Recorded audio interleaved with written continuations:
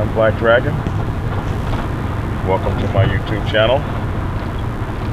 Don't forget to hit the like and subscribe buttons, as we'd like for you to like our channel, subscribe to it, like our videos, subscribe to our channel, share our videos, and let folks kind of know what goes on here on the page or the YouTube channel.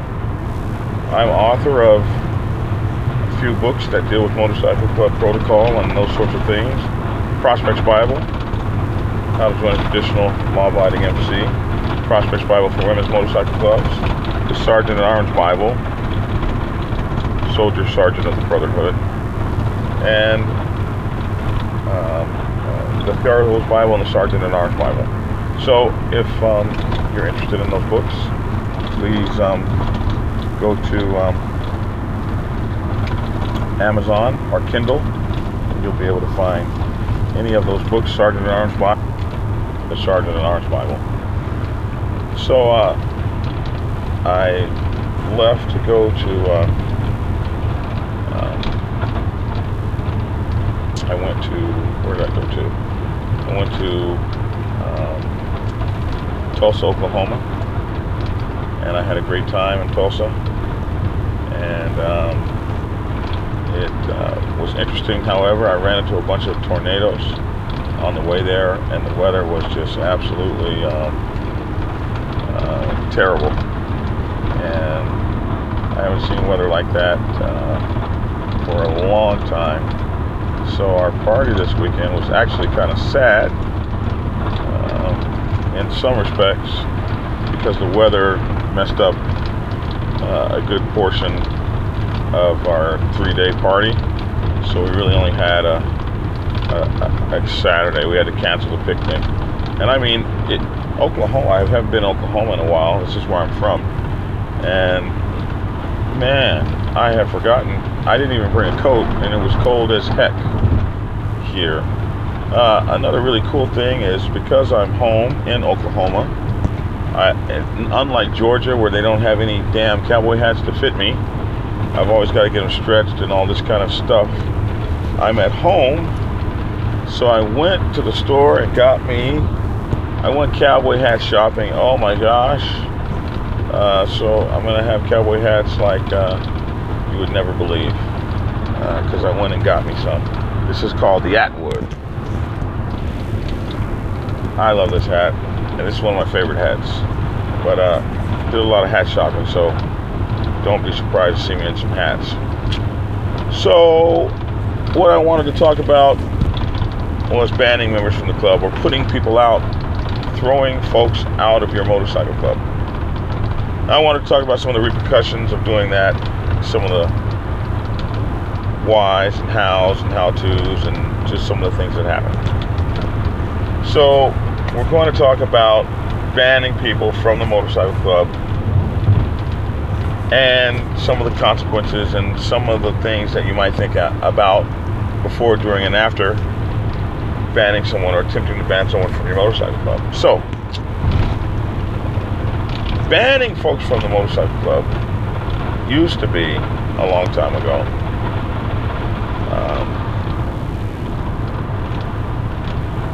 a incredibly it was hard to get banned from an MC in the old days. You just didn't really. Let's see what's going on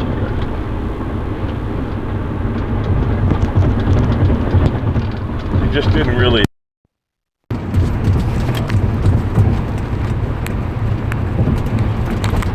There were a lot of steps that people went through before they finally threw you out of the motorcycle club. This was not something that this was a final straw. It wasn't the first straw. It was something that was done as a last resort. And as time has gone on and clubs have become more modern, it appears that banning folks is the first step now. Last step after all else has failed. And as I have gone back out or banned, and I go to see the contributions they've gone to make at other motorcycle clubs, I look around and I try to wonder, what were we even arguing about? And I find that so much of it was silly, and that person was really a great person, and we weren't getting along at that time. Now we're incredible friends. Only thing is, my motorcycle club lost an incredible contributor because we were fighting over what we don't even know. So I thought to myself, how many good citizens of the Black Sabbath Nation have I lost because I put them out, or caused them to be put out, or they were put out because they went against the bylaws in some kind of way, were found guilty and thrown out of the club. So I've come up with some ideas about putting people out that maybe you might want to think about before you have your next gang up meeting to throw the poor devil out of your club. And the reason I say that is I've come to a point now in my life that I don't want to throw out anyone that loves the MC like I love the MC. If you're in love with this MC, I really don't want you to be thrown out. I want us to find a way that works such that we might be able to keep you. Because the contributions people make who love their MC, these contributions cannot be duplicated. There's nothing like a person that's a hard runner for the MC that they love. And we should not be wanting to get rid of hard-working people that love the MC. So I wanted to think about a few things that cause people to get to the point that they get themselves thrown out, or get you to the point that you want to throw them out, and then maybe move from there. So one of the biggest things I think is the ego. The motorcycle club is always going to be predicated and dominated by alpha males. And alpha males have enormous egos. And the funny thing about alpha males is when you're in a group of alpha males, in that alpha male pack, some alpha male is going to have to out alpha all the alphas. So typically you've got a horde of people, and this alpha male or two, or you got a horde of people and they're all alpha males. So which alpha male is going to become the top dog? And that testosterone and infighting can be absolutely outrageous, to the point that it can take over everything in the MC. It can make the MC the most inhospitable place that you want to be in. So one of the things I came up with when I was thinking about how do you get away from banning people from the MC that really don't need to be banned is a good check on your ego, performing a good check on your ego whenever you get into these hostile situations where you're fighting and you're arguing and you're competing head to head. A lot of times a guy with a higher badge or a higher rank, a sergeant at arms, really wants to come down on a road captain. This is where we see it happening. We see it happening in the day-to-day interactions between club members, and that ego getting involved. And if you're the leader, if you're the president, you got young men constantly challenging you for your authority, especially when you get a best friend or two, and now you guys are hanging out and they're riding with you. And jealousy is an amazing thing. Your brothers can become envious and jealous of you, and there's nothing that you can do about it except understand what they're envious and jealous of if you can. But if you're a president and you're having this war with someone, it might be a good time to stop and check your ego and ask yourself, what am I gaining out of this war, and why am I so bound and determined to destroy this guy to win it? Because whenever you have that going on, you hurt the MC, the entire MC, and it's not just a me thing. The MC is always a we thing, and we always have to think of the MC as we. No I in team, it's just all we. So it's not in the club's best interest to be throwing people out unless they truly need to go.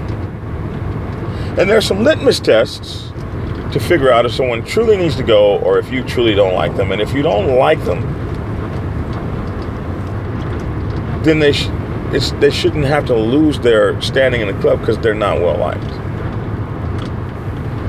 So,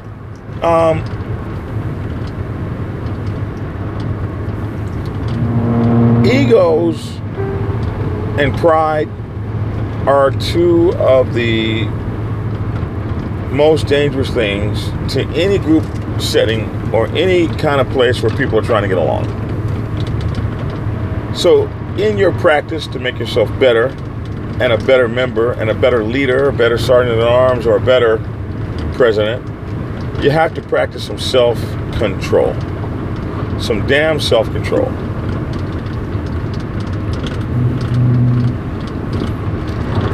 Forgive me, my throat's a little dry. And in practicing that self-control, you got to pull that ego in check and ask yourself during an argument, to win this argument, I'm working so hard to win this argument. What am I going to win for the MC? Am I going to win more for myself than I'm going to win for the MC? And if I'm going to win more for myself than I'm going to win for the MC, then I'm not doing the right thing. Because I'm supposed to be here for the MC. I should be willing to fall on my sword for the MC. Not only am I right, but I'm right for my brothers and the things I'm going to ask of them based on these bylaws. So, another thing is, we have to ask ourselves, do we really despise the person we're going up against? Because that despisal, that despicable feeling that we have where we despise someone can really affect our thinking and cloud our judgment to where we're not capable of seeing things in a open and fair, unique method. We have biases and prejudices going on that allow us to combine that with our ego and combine that with our hate and really be discontent with the person who is trying to convey to us messages and important information about how they feel. So you have to think about, one, is my ego getting in the way? Is the ego of mine really dangerous for the MC? Two, what is the position of the road captain? What's the road captain going to do? And the road captain is going to mostly be escorting our ladies, our sisters of the cross, to here and there.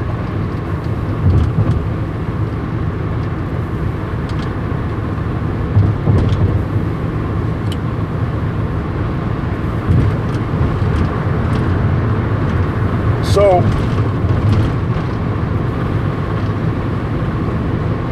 another thing that I often think about is if we think about, am I helping the club? And is my ego overrunning the benefit that the club is going to get from this argument? And then, how badly do we really despise this person?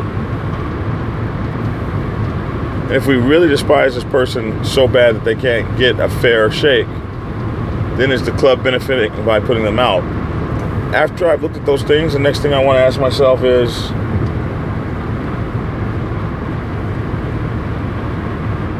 how much does that person want to be in the organization?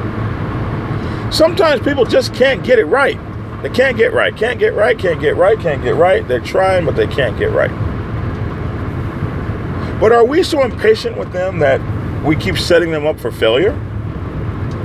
So they couldn't get it right even if they wanted to? That the expectation is so great that any mistake that they make and we're back down on their throats? Is that how we are setting these people up? That they're going to fail no matter what we do?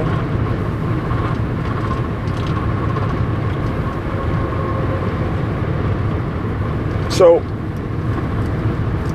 we have to have reasonable expectations upon the people that we're warring against. The people that we're not happy with, but the people that have done the great things they needed to do to become members of our clubs.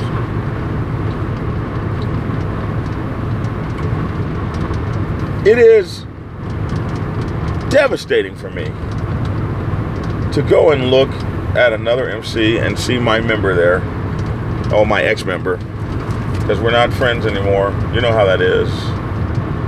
Giving that new MC all the information that they should have.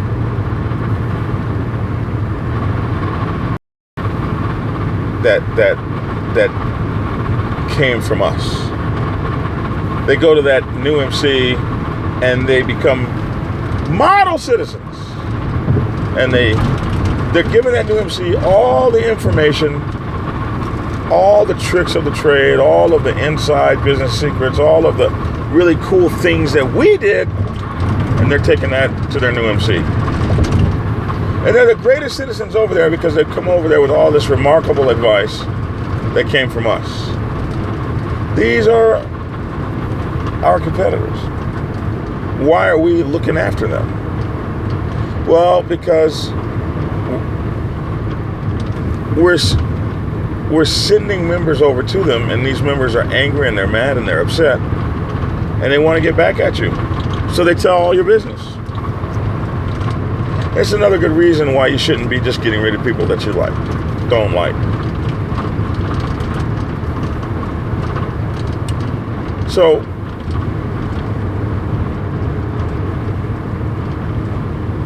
giving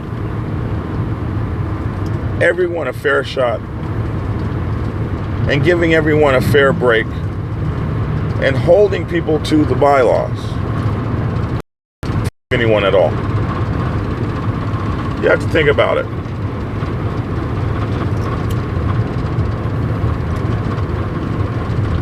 If a person that I'm putting out of the MC, I have to ask myself some questions. I have to say,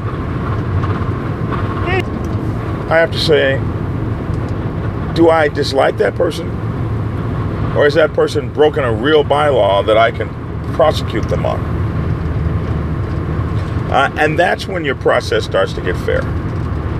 If you're asking yourself, what bylaw has this person broken? Then you're not doing the right thing for the MC and by the person. It can't be because you don't like them more so than it is because they've violated something in the bylaws.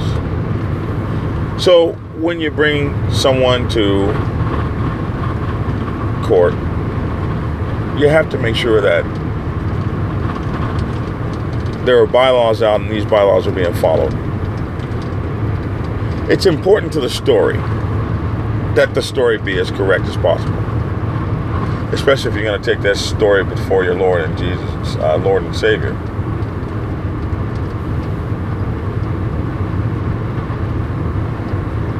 When you're taking that story to say, do you swear to your Lord or whoever it is that you're swearing to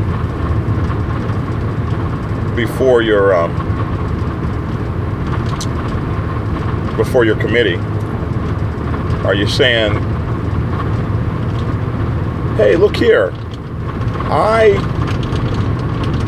I swear to you that this guy is wrong for what he's doing,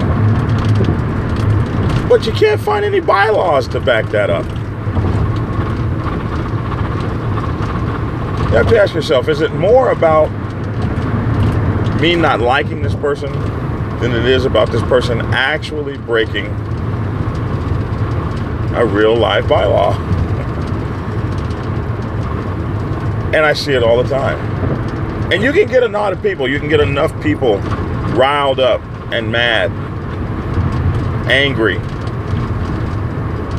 to bring this witch hunt. And it say, hey, you need to go on back to the Black Sabbath and see what you can do to work it out. They're our friends, they're our family. No one's going to really like it if we take you in over here. And I've seen this happen. Integrity, truth, loyalty, these things are common in what it is that we're doing. We don't want to get to a point where, or we shouldn't want to get to a point where none of those things matter, because all we really want to do is get rid of this person so bad that we're willing to do anything to get rid of them, including not give them another chance. Banning people from the motorcycle club and kicking them out and throwing them out does horrendous things to the motorcycle club. I've banned a guy and only to come back a week later and 25, 30 guys quit. Crazy.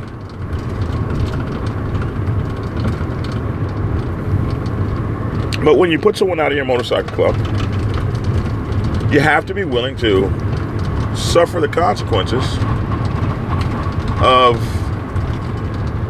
what putting someone out of your motorcycle club can bring. It can bring a lot of chaos to your name. It can split your club. It can pit one side against the other. It can create a civil war. And the crazy thing about it is, 2 years later, you can't even remember what the hell you were fighting for.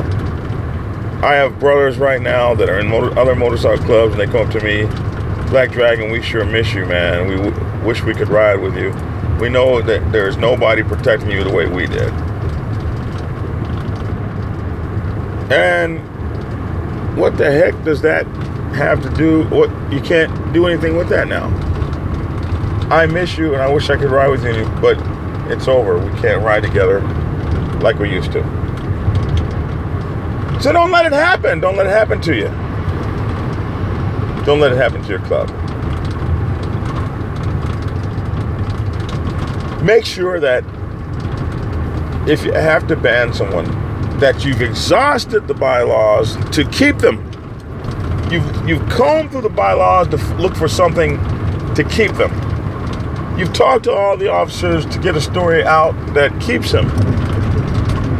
And you're eating the mess decks like someone who needs to be pinched.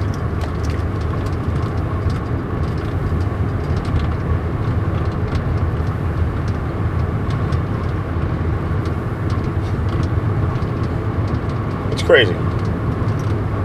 Take care of the people around you. And stop putting people out of the club. Stop putting good people out of the club. Stop putting people out of the club that don't deserve to be put out of the club. Now, there are people who deserve to be put out of the club.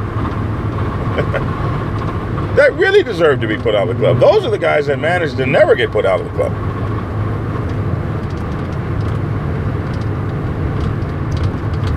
It's always the weak, those that don't have help, those that can't garner. I don't know why.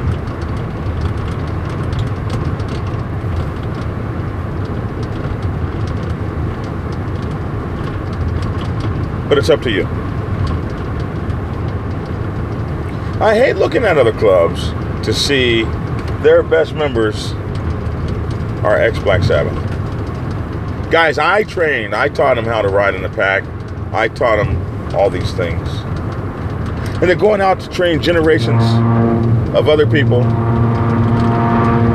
And those generations of other people could and should have been Black Sabbath. Not these other clubs that these people have gone to. It's an idea for crunching, people. It's easy to kick somebody out of your club. It's easy as pie. Well, why would they stop under the bridge where they can get under the bridge, but I can't?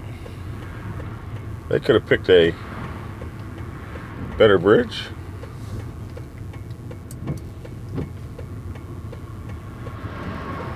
Man, those doors are open real close to the white line. Oh, I see what's going on here. They're putting the luggage in the back of the truck. Sorry about that. Gotta have a covered wagon and then you don't have that problem. Listen, it's just having a blast out here, traveling across the country. It's been a blast with my bros. Watching them struggle with those bags is kind of funny. I should get out and help. But they might put me out the club. Listen, find other ways. Find other ways to discipline one another. Find other ways to chastise one another. Don't let it get so bad that it gets to the point where you have nothing to do except get rid of one another. There's got to be a better way than that. There's got to be a better way than to come to a point where you got to throw a good person out of the club that loves the MC. There's got to be a compromise. Having those people in the club, those good people, those very good people, is way better for the club than not having them. Just because you're the boss doesn't mean you always know the right thing. Just because you're the president doesn't mean you always know everything. Just because you want it to be your way or the highway means that it should be your way or the highway. Maybe it shouldn't be your way at all. Or maybe it should be a compromise. Or maybe you should have some patience. These are the small things that cause people to war and break up. Pay that guy his $25 back. Rather than, he doesn't have the right tires, he's got to get out of the club. Whatever the case may be. I mean, what I'm saying is, stop coming up with all these petty excuses to harm one another. You're supposed to be brothers, for Christ's sake. Brothers.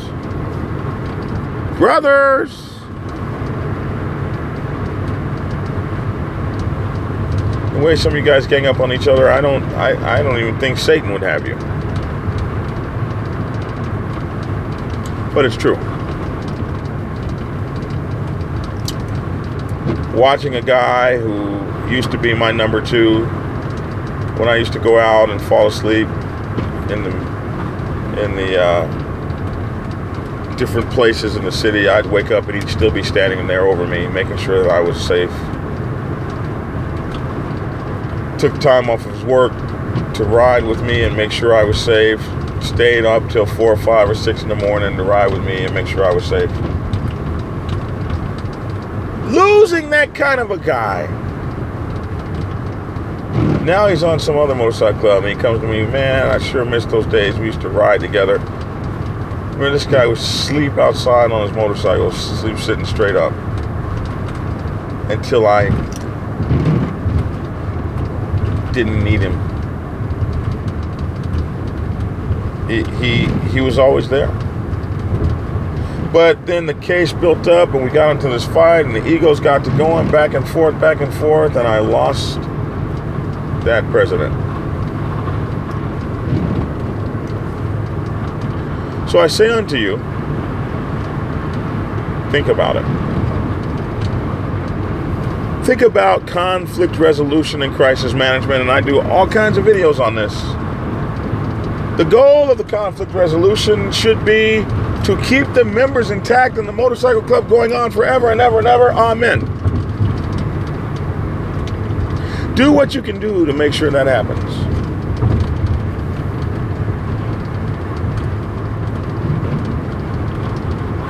That's about it. Well, so much for that. Thought I'd get that information out to you while I'm riding in the rain, and it's really cold out for the United States this time of year. It's like 48 degrees, which is just terribly cold. I thought it was going to be real nice in Oklahoma, and it wasn't. But anyway, I appreciate you all, and I thank you for watching, and I hope you continue to watch, and send me information. You can always send me emails at blackdragon@blacksabbathmc.com, and Sabbath has two B's, SABBATH, blackdragon@blacksabbathmc.com. And the Sergeant at Arms handbook, or Sergeant at Arms Bible, can be gotten at sergeantatarmsbible.com, and you can also get it from Amazon. And the rest of my books, I hope that you find them worth your time and attention. And we'll talk about something else later. You guys have a great one. It's always just great to talk to you, and it's great to hear from you. It drives my ego and makes me feel good, and makes me think of great things to say about a subject next time. So have a great one.